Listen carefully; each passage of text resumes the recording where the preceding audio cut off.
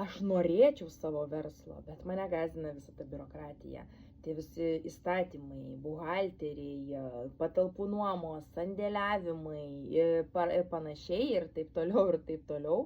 Skamba apie tave, tau pažįstamas šis jausmas ir šios mintis, tai žinok, kad yra ir kitokių verslo modelių. Tarkim, tinklinėje rinkodaroje tu gali viso šito išvengti.